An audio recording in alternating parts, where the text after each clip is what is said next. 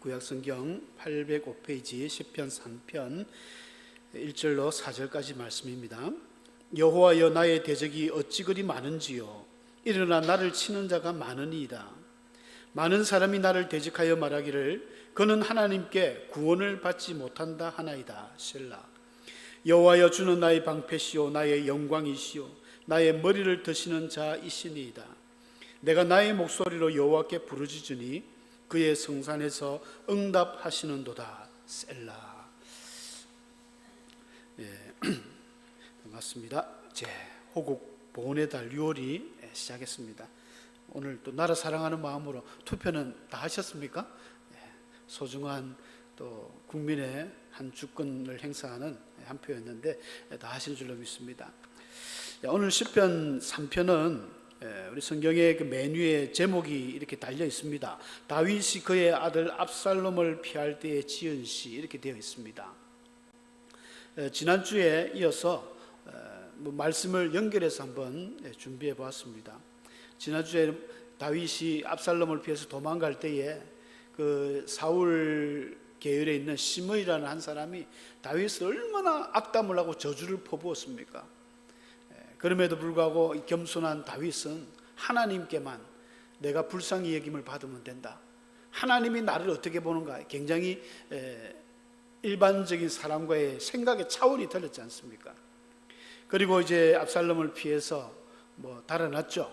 예루살렘 자기의 성을 버려두고 그와 함께하는 많은 그 장수들과 또 그의 무리들이 다 따로 나와서 이제 어떤 곳에 진을 치고 지내지 않았겠습니까? 그때에 이제 지은 시인 것 같습니다. 다윗이 참 고난이 너무 많았습니다. 욥처럼 다윗도 젊은 날부터 얼마나 고난을, 진짜 고난과 역경, 슬픔을 친구로 삼아 살아갔던 인물이 바로 다윗입니다. 자기 아들에게, 믿었던 아들에게 또 배신을 당해서 반역을 당했을 때 그 마음이 어땠을까요? 저는 다윗이 우울증이 왔다고 봐요. 다윗의 우울증입니다. 오늘 시편 오늘 본문에도 1절에 그렇게 나옵니다. 하나님, 나의 대적이 어찌 그리 많습니까? 나를 치는 자가 너무 많습니다. 다윗은 젊은 날 때부터 진짜 골리앗을 한 15세 정도 되었을까요? 어린 나이에 골리앗을 물리친 이후로 얼마나 많은 전쟁을 했는지 모릅니다. 전쟁 속에서 수많은 대적들이 그를 참 죽이려 들 때에, 같은 민족이었던 사울 왕조차도 자기를 죽이려 할 때에 참 많이 도망다녔지 않습니까? 그의 어떤 참 피곤한 삶은 우리가 성경을 통해서 사무엘 하서에 보면 자세하게 나옵니다. 나의 대적이 어찌 그리 많은가? 이 대적이라는 말은 원어상으로 이 차르라는 단어는 나를 괴롭히는 사람이라는 뜻입니다. 나를 괴롭히는 사람이 어찌 그리 많은가? 여러분은 그런 경험 없습니까? 나를 힘들게 하는 사람, 나를 괴롭게 하는 사람, 이런 사람들이 다 나의 대적입니다. 결정적으로 다윗은 그런 나를 괴롭히는, 육신적으로 괴롭히는 사람보다 더 나를 힘들게 한 것은 바로 2절에 나오는 말씀처럼 많은 사람이 하나님께 너는 구원을 받지 못한다라고 이야기한다는 것입니다. 여러분, 예수 믿는 사람에게 가장 치명적인 그런 조롱과 무시가 무엇이겠습니까? 야, 네가 믿는 하나님 어디 있느냐? 이거거든요. 시편 42편에도 그 제목이 고라자손의 시라고 되어 있지만 많은 학자들은 다윗이 압살롬을 피해서 도망갔을 때, 도망간 이후에 적은 시라고 이렇게 이야기들 합니다. 그때 42편에도 보면 우리가 잘 아는 42편 1절 잘 아는 구절이죠. 사슴이 시냇물을 찾기에 갈급함 같이 내 영혼이 주를 찾기에 갈급합니다. 시편 42편 1절입니다. 그러니까 거기도 보면 42편 3절에 보면 사람들이 종일 야, 네 하나님이 어디 있느냐? 야, 여러분, 교회를 한 10년 20년 다니면 보통 권사님 장로님 되시지 않습니까? 근데 장로라고 항상 성공할 수 없거든요. 욥기서 5장 7절에는 고난이, 사람이 인생이 고난을 위해 태어났다 했습니다. 많은 불티가, 요즘 개혁 성경에는, 개정에는 불꽃이 위를 향해서 날아가는 것처럼 이 말은 무슨 말이냐면 우리가 불을 피우면 불꽃은 위로 가지 않습니까? 불꽃이 밑으로 가는 경우는 없거든요. 우리가 바베큐 파티할 때 숯불을 막 태우면 불티가 다 바람을 타고 위로 날아갑니다. 이 불티가 밑으로 내려가는 경우는 없습니다. 자연적인 현상이다. 인생에 있어서 고난이라는 것은 그렇게 자연스러운 것이라는 겁니다. 누구나 고난을 피해갈 수 없습니다. 또 고난이 없다고 말하는 사람도 멍청한 사람입니다. 인생은 고난이 있습니다. 고난이 있는. 근데 그 고난 중에도 특히 이 예수를 믿는 사람들에게 치명적인 고통과 고난은 몸이 아프거나 어떤 사업이 안 돼서 이런 문제가 아니라 그런 일을 당했을 때 믿지 않는 자들이 니 맨날 교회 가더만, 니 매주 교회 가더만은 니가 잘 믿는 맨날 자랑하는 하나님 어디 있느냐, 맨날 새벽 기도며 철야 기도며 가더만 그 니 잘난 그 하나님 어디 있느냐, 왜 사업이 망하느냐, 왜 몸이 아프냐, 막 우리에게 흉을 봅니다. 조롱을 하죠. 아니, 아픈 게 뭐 교회 다닌다고 안 아픕니까? 사업에 실패하고 넘어질 수도 있죠. 교회 다닌다고 사업에 뭐 실수 안 할 수 있습니까? 다 합니다. 그럼에도 불구하고 우리 믿는 자들에게 비수를 꽂는 질문 아닙니까? 네가 믿는 하나님 어디 있느냐, 보여봐라. 이럴 때 좀 나타나가지고 짠해가지고 사업이 확 일어서게 하고 네 아픈 질병이 확 나으면 우리도 할 말 있죠. 봐라, 내가 예수 믿어서 이렇다 할 텐데 뭐 맨날 그렇게 기적이 일어나지 않거든요. 야, 다윗이 이런 말 들었을 때 어땠을까요? 심장이 막 쪼그러 들어갑니다. 다윗은 그런 표현을 합니다. 자기 영혼에게 네 영혼아, 내 영혼아, 네가 어찌하여 낙심하느냐, 어찌하여 내 속에서 불안해하느냐. 영혼이 막 흔들리는 그런 고통을 당했습니다. 단순한 이 시편 3편만 보면 좀 점잖게 되어 있지만 42편에는요 막 영혼이 쪼그라드는 거예요. 사슴이 시냇물을 찾는 것처럼, 그 갈급하게 찾는 것처럼 내 영혼이 막 미치겠다는 거예요. 다윗은 또 신앙인이니까 다른 방법을 찾지 않았습니다. 하나님을 찾습니다. 하나님만이 나의 문제를 해결하실 분이라는 것을 다윗은 너무나 잘 아니까 내 영혼이 주를 찾기에 갈급하다. 제가 우리 학생들에게 지난주 설교하면서 이 사진을 보여줬어요. 사슴이 시냇물을 찾기에 갈급함 같이 우리 이해가 잘 안 갔습니다. 저도 솔직히 이해가 안 갔거든요. 근데 이 사진이 어떤 사진이냐면 미국의 캘리포니아 주에 보면 모하비 사막 있고 또 다른 또 사막이 한 군데 더 있는데 거기 이제 CCTV 무인 카메라를 설치를 해놨는데 동물들이 가뭄이 오니까 사막이 빼짝 마르지 않습니까? 물이 없으니까 동물이 죽을 판이니까 이 당나귀하고 사슴들이 그 강바닥에 가가지고 막 땅을 파는 거예요. 막 땅을 파면서 막 이렇게 파고 한 깊이가 한 2m 정도를 판답니다. 2m. 자기들이 촬영을 해보니까 이 연구팀들이 있더라고요.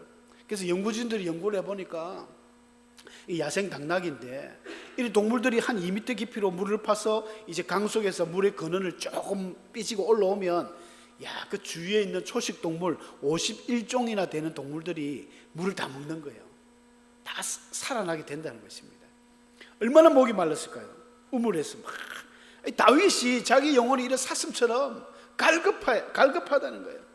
하나님을 못 만나니까 영혼의 막 갈증을 느끼는, 영혼의 갈증. 사랑하는 성도 여러분, 우리가 어려움을 당할 때 몸이 아프고 또 사람으로부터 배신당하고 또 사랑하는 남편이 아내가 이렇게 먼저 가게 될 때 굉장히 마음에 낙심하고 낙담하잖아요. 이기기 힘들거든요. 정상인으로서 생활하기가 힘들 정도로 막 우울감이 넘쳐나고 막 힘듭니다. 더 힘든 것은 이제 그게 뭐 어떤 우리 정신적으로 힘든 건 괜찮은데 내 영혼 자체가 흔들어버리면 얼마나 하나님 앞에 참 힘듭니까? 근데 우리가 기억해야 될 것은 이런 우울한 감정은 이게 원래부터 인간에게 있는 겁니다. 사람이 어떤 일을 당할 때 기쁘고 즐겁고 행복한 이런 감정이 있는 것처럼 반대로 슬프고 괴롭고 힘들고 이런 불행한 마음이 우리 마음에 드는 건 당연한 감정입니다. 당연한 감정이에요. 그런데도 불구하고 이 감정을 쉽게 우리는 잘 이겨내지를 못합니다. 너무 크거든요. 기쁨과 즐거움은 뭐 잘 이겨내는데 우울한 감정이 딱 들었어 버리면 이게 막 흔들려 버립니다. 다윗조차도 흔들려 버렸으니까 예전에 그 소통 전문가, 방송인 우리 김창옥 씨라고 여러분 잘 아실 겁니다. 그분이 하시는 이야기 중에 제가 메모를 해놓은 게 있는데, 우울증을 극복하는 데 있어 어떤 좀 지혜가 필요한데, 사랑이 영원하지 않듯 권태나 우울감도 영원하지 않다는 것입니다. 여러분, 우리가 사랑을 다 해보셔서 아시겠지만은 이게 또 보면 희한하더라고요. 결혼하기 전의 사랑과 결혼하고 나서의 사랑이 좀 다르죠. 우리 여자들은 잘 표가 안 나는데 남자들은 표가 많이 난다 그럽니다. 결혼하기 전에는 어떻게 하든지 이 여자를 내 아내로 맞아들이기 위해서 막 온갖 있는 거 없는 거 하늘의 별도 따다줄 그런 어떤 용기와 이런 기백이 있는데, 이 이상하게 딱 결혼하면 이 신랑이 그때부터는 허리띠를 딱 풀어버리고 좀 결혼 전하고는 다르다는 거예요. 그게 다른 게 아니고, 어떤 의사나 이 박사님들 하는 이야기 들어보니까 다른 게 아니고 이제 내 아내다, 내 사람이다 생각하니까 조금 여유가 생기진 거지 사랑 안 하는 게 아니거든요. 근데 이제 여인들은 너무 다르니까 또 아기를 낳기 전과 낳은 뒤에 또 사랑이 틀립니다. 그리고 젊을 때 완전 막 이 피가 끓는 그 젊음의 사랑과 또 이제 연세 드신 분들의 나이 늙어서의 사랑이 또 다르거든요. 거의 전우회로 살아가시죠. 이제 막 정이 들어가지고 동지로서 살아가는 그런 사랑들 다 다릅니다. 사랑이 영원하지 않습니다. 하나님의 사랑 말고는 이 세상에 영원한 사랑은 없습니다. 다 변합니다. 변해요. 그와 같이 이런 권태나 우울감도 영원하지 않다는 것입니다. 우리가 결혼해서 한 3년 정도 살면은 보통 권태기가 온답니다. 권태기. 그걸 이제 뭐 살짝 와가지고 모르고 넘어가신 분들도 있고, 아니면 건더기 때문에 아주 고민하시는 분들도 아마 계셨을 거예요. 근데 이게 오래 가지 않습니다. 권태기는 누구에게 찾아오는데, 하나님께서 그 권태기를 극복하라고 한 3년쯤 되면 자녀를 주세요. 자녀를. 아이를 주면서 이 아이가 얼마나 막 싱글벙글 하면서 그 가정에 힘을 주는지 모릅니다. 우리 교회도 마찬가지거든요. 여러분, 교회에 주일학교가 없는 교회는 정말 삭막합니다. 학생회가 없는 교회가 너무너무 삭막해요. 연세 드신 분들만 다 앉아가지고 예배드리면 그래도 하나님 은혜는 있겠지만, 그런 속에서 어린아이들이 한번 나와가지고 빵긋빵긋 웃으면서 우리 로운이나 이현이 한 번씩 재롱 뜨는 거 보시면 그냥 온 성도들이 다 웃어버리잖아요. 교회가 막 살아있는 것 같아요. 가정도 마찬가지거든요. 권태기가 오래 가지 않습니다. 그러다가 권태기도 한 1, 2년 지나면 또 다시 자기의 첫사랑을 회복하고 처음 내 사랑은 아내, 내 사랑은 남편이 됩니다. 우울감도 마찬가지예요. 그래서 우리가 우울증이나 우울한 마음이 올 때마다 너무 이걸 막 진짜 뭐 귀신 보듯이 막 밀어내려고 하지 말고 손님처럼 맞이해라는 거예요. 이번 이야기는 저는 굉장히 공감합니다. 그냥 이게 우울한 감정도 인간에게 있는 본연의 감정이니까 그걸 손님처럼 맞이해가지고, 손님이 뭐 하루 이틀 있다 가지 뭐 계속 있습니까? 주인도 아닌데. 그리고 가장 중요한 것은 힘들면 힘들다고 자기 주위 사람들에게, 친한 사람들한테 말을 해야 됩니다. 한국 사람들은, 특히 이 부산, 이 경남 아래쪽 사람들은 이 입이 무거워가지고 말을 잘 못해요. 막 내 혼자 짖고 막 꽁꽁합니다. 막 그러다가 속이 병 들어가고 문 들어가고 막 소화도 안 되고 막 그냥 말을 해야 되는데, 저도 이게 말이 잘 안 되더라고요. 저도 잘 안 됩니다, 솔직히. 뭐 아내한테라도 좀 털어놓으면 되는데 그게 잘 안 돼요, 안 돼. 말할 수 있는 좋은 기회가 딱 열렸을 때는 이게 기회다 하고 말을 하면 됩니다. 또 남편들이 어지간해서 말을 안 하는데 한마디 말 터지면 이게 웬일이냐고 막 아내들은 받아줘야 되는데, 오늘따라 와이단 어리 내쁘면 입도 싹 닫아봅니다.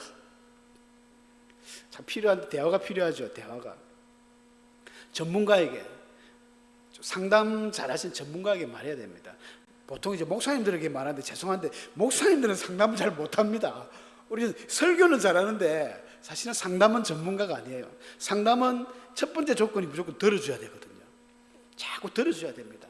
우리 오은영 박사님의 그 금쪽 같은 내 새끼 그런 거 보면 잘 들어주잖아요. 잘 들어주면 자기가 어떤 마음에 있는 것들이 다 나올 수 있도록 들어주고 그거를 끄집어내는 게 기술인데, 우리 목사님들은 죄송한데 이게 딱 사태 파악이 빨리 됩니다. 집사님의 문제는 다 들어보니까 이게 문제입니다. 첫 번째 이게 문제고, 두 번째 이걸 고쳤어야 되고, 세 번째 이걸 해야 됩니다. 뭐 설교에 3대지 설교가 다 나옵니다. 전문가에게 말해요. 전문가에게, 상담 전문가에게 말하고, 아니면 뭐 병원을 찾아가셔도 되고. 그러면 자기 그 무거운 짐이 이게 막 소화가 안 돼가 막 가슴에 있던 것들이 쑥 내려갑니다.